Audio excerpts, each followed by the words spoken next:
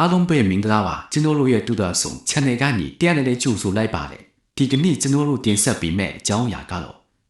零四抓些面东表比老古得的，苗大面讲过，都别被多进嘛嘞。库罗苗大瑞对但摩西的零边也被披露，滴滴恰恰来几杯吧。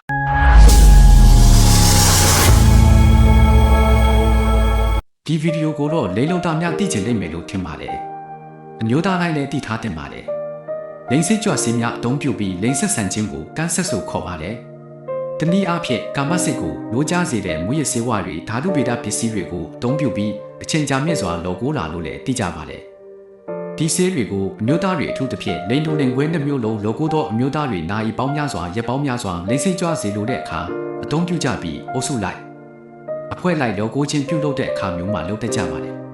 မြန်မာနိုင်ငံမှာတော့လိန်စစ်ကြဆေးများအသုံးပြုပြီးလောကိုချင်းအလေးထားတွေခေတ်စားနေပြီးနောက်ပိုင်းလောကိုသောအမျိုးသားတွေပုံမှန်တိုင်းလောကိုရမှာကိုမိနစ်တက်တော့တဲ့အမျိုးသားတွေကြားမှာဒီဆေးဝါးတွေဟာတိတ်ကိုရေပန်းစားလာခဲ့ပါတယ်။မြန်မာနိုင်ငံမှာလည်းလိန်တူတွေအများများလာတာလည်းပါတယ်။တာမန်မျိုးသားတွေအတိနေပေမဲ့ဂျာဘူးနာဝါရှိတတ်တဲ့လိန်တူပေါင်းဖော်တွေကြောင့်ဒီလိုလောကိုရလာကိုသဘောကျနှစ်ချိုက်သူတွေရှိတယ်လို့အပြစ်တွေရှုတ်ချပြီးလုံးဝအသုံးမပြုကြတဲ့သူတွေလည်းရှိနေပါတယ်။ဒီနီလန်းကိုအထူးသဖြင့်လောကိုတဲ့ကိစ္စအတွက်တည်တံ့ချင်းတွေ့ကြတဲ့အခါမှာအသုံးပြုလို့ရှိပါလေ။ဘလို့ပစ္စည်းတွေကိုအသုံးပြုလို့ရှိလေ။နံပါတ်1မက်ဖီဒရုံစေးတုံးဆွဲသူတွေရဲ့စိတ်ကိုနိုးကြတက်ကြွစေတယ်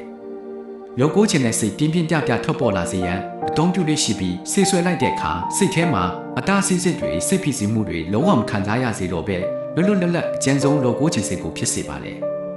တကူလုံးမှာရှိတဲ့အာယုံတော်စနစ်ကိုလှုပ်ဆော်ပေးတယ်လို့ဖြစ်သွားပြီးကြွသားတွေကိုပြေလျော့ပြစေတာလောကိုရန်ချင်းကိုကြာမြင့်စေတဲ့ကာမတုခတွေကိုမြင့်တင်ပေးတယ်။စိတ်လိဆွဲတောက်နေတော့တက်လုံးပိုကောင်းလာစေတယ်။ကိုယ့်ရဲ့စိတ်နဲ့ကိုယ်ခန္ဓာကြွသားတွေကိုပြေလျော့လာစေပြီးစိတ်လွတ်ကိုလွတ်ဖြစ်စေတယ်။လူတစ်ယောက်ရဲ့စိတ်အာယုံမှာချုပ်သွေးထားတဲ့ရှေ့ပြေကြောက်စိတ်တွေတိစိတ်တွေကိုလျော့ကျစေပြီးလောကိုဖို့တခုတည်းကိုသာစိတ်အားထက်သန်စေပါလေ။အရက်အဆရှိသောအခြားသောမူရည်စေဝါးတွေနဲ့တွဲတုံပြီးရင်အသက်အန္တရာယ်ကိုပါထိခိုက်စေတဲ့အထိပြင်းထန်နိုင်ပါလေ။နံပါတ်1မက်တန်သို့မဟုတ်ရေခဲအထိတိထားပြီးဒီလိုဆေးတွေကိုအဖွဲ့လိုက်လောကိုနေကြသူတွေတုံးများဆုံးဖြစ်ပါလေ။ဒီဆေးတုံးဆွဲသူတွေကိုစိတ်အာရုံလန်းဆန်းစေပြီးခွန်အားတက်ကြွစေတယ်။ဆေးတုံးလိုက်တဲ့အခါလူကိုလေဟာနယ်လွတ်မြောက်သွားစေပြီးစိတ်ကိုပုတ်ပါလွတ်လပ်စေတယ်။ဒီလိုလိန်စိတ်ကြွဆေးတွေဓာတုဗေဒပစ္စည်းတွေကိုအသုံးပြုပြီးလောကိုလေးရှိကြတဲ့သူတွေမှာအထက်မှာပြောခဲ့တဲ့ဆေးအနည်းဆုံးသားမှဆေးတစ်မျိုးကိုသုံးပြီးမှလောကိုတက်ကြတယ်လို့ဆိုထားပါတယ်ဒီဆေးတွေကိုမူရစ်ဆေးဝါးလို့သတ်မှတ်လို့ရလားဒီဆေးတွေကိုမီးရှို့ပြီးထွက်လာတဲ့အငွေ့တွေကိုရှူဆိုင်တာဆေးထိုးအပ်ဖြစ်ကြောတဲ့ထိုးသွင်းပြီးအသုံးပြုလို့ရှိပါတယ်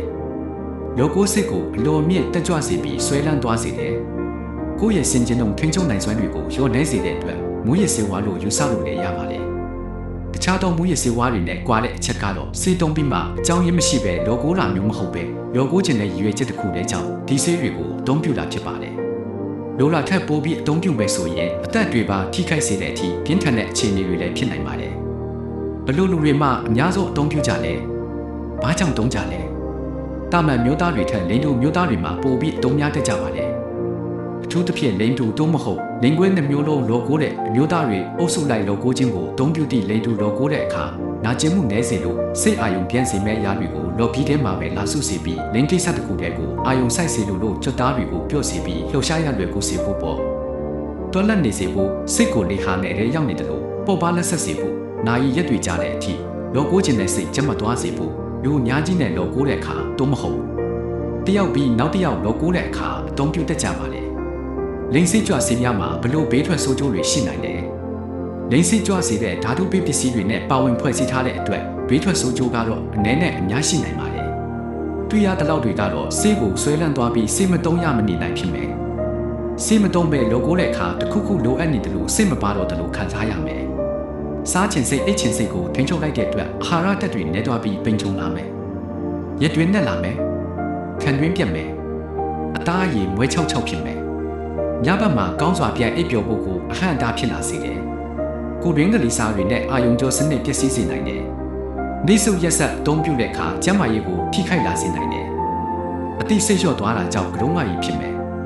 အကာအကွယ်မတုံးမဲ့လောကိုခြင်းနဲ့ဆန္ဒရှိနိုင်တယ်အန္တရာယ်များတဲ့အပြုအမူတွေကိုလုပ်ဖို့အတွက်အားပေးလိုက်တယ်လို့ဖြစ်သွားတယ်တွေးကြောတွေကိုကျေဆဲလို့လိမ္မာတတ်တဲ့ဆင့်ယောဂတွေကုသနိုင်ဖို့ပို့ပေးနိုင်ပါတယ်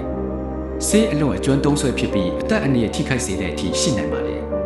ဒီဆေးတွေကိုတော့လက်ရှိမြန်မာနိုင်ငံမှာမူရစ်ဆေးတွေဖြစ်တတ်မှတ်ထားပြီးတော့တုံးချင်းမတုံးချင်းကတော့ကာယကံရှင်တွေရဲ့စိတ်တဘောနဲ့တာဆိုင်ပါတယ်တတ်နိုင်ရင်တော့ကိုကျမ်းမာရေးအတွက်အနေရရှိစေနိုင်တဲ့အပြုအမူတွေကိုမလုပ်တာအကောင်းဆုံးပါတယ်ဒီလိုစိတ်ဝင်စားစရာကောင်းတဲ့အမျိုးသားကျမ်းမာရေးဖူးသူများကိုနားထောင်ခြင်းနဲ့ဆိုရင်ကျွန်တော်တို့ channel ကိုစာရင်းသွင်းထားနိုင်ပါတယ်အားလုံးကိုကျေးဇူးတင်ပါတယ်ဒီဗီဒီယိုလေးကအားလုံးကိုတွေ့အကျိုးရှိမယ်လို့ညွှန်လင်းပါတယ်အားလုံးကိုကျေးဇူးတင်ပါတယ်